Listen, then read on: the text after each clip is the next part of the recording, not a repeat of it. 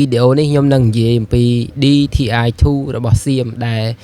ក្រសួងការពារជាតិយើងពីសិនបានផុសថាសៀមបានប្រើអាវុធប្រភេទនេះបានវាយប្រហារមកលើកម្ពុជាយើងឈ្លានពានមកកម្ពុជាយើងបងប្អូនហើយមានអ្នកខមមិនសួរជាច្រើនថា DTI2 របស់សៀមហ្នឹងគឺជាអាវុធអ្វីបងប្អូនតាមពិតទៅអ្វីដែលខ្ញុំធ្លាប់ស្គាល់ធ្លាប់អានពីអាវុធរបស់វាមក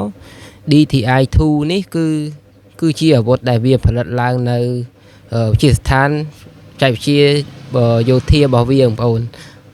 ថៃបូកនឹងទំនើបកម្មមានន័យថាវាយកមកកែច្នៃរូបរាងជារបស់វាប៉ុន្តែបច្ចេកវិទ្យាហើយអីហ្នឹងគឺវាលួចចម្លងពីរបស់គេបងប្អូនលួចចម្លងពីវាទិញបច្ចេកវិទ្យាទិញអីពីគេចឹងទៅបងប្អូនប៉ុន្តែរូបរាង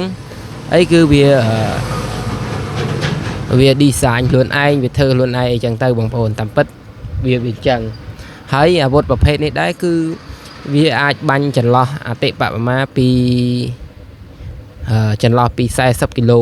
ដីបងប្អូនចន្លោះពី40គីឡូម៉ែត្រអីហ្នឹងបងប្អូនហើយការសាចដែលមានប្រសិទ្ធភាពបងប្អូនពីចន្លោះពី50ម៉ែត្រទៅ100ម៉ែត្របងប្អូន50ម៉ែត្រទៅ100ម៉ែត្រជារង្វង់អានេះឥទ្ធិពលរបស់វាដែលវាអាចធ្វើឲ្យមានគ្រោះថ្នាក់បងប្អូនហើយអាវុធប្រភេទនេះគឺជាប្រភេទរ៉ុកកែតបងប្អូនរ៉ុកកែតរយៈចម្ងាយមធ្យមគឺអាចបាញ់ចន្លោះពី40គីឡូដីដូចខ្ញុំនិយាយពីខាងមុនហ្នឹងអញ្ចឹងអាចបាញ់បានចន្លោះពី40គីឡូដីហើយតាមពិតទៅ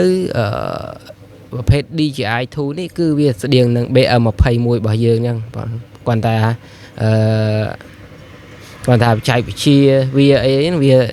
វាសេរីចុងលក្ខណៈវាសេរីក្រោយយើងអញ្ចឹងវាអាចបច្ចេកវិទ្យាទំនើបជាង BM21 បន្តិចប៉ុន្តែទឹកដៃពួកវាមិនឈ្នះ BM21 របស់វីរៈកងទ័ពរបស់យើងទេហើយគាត់ថា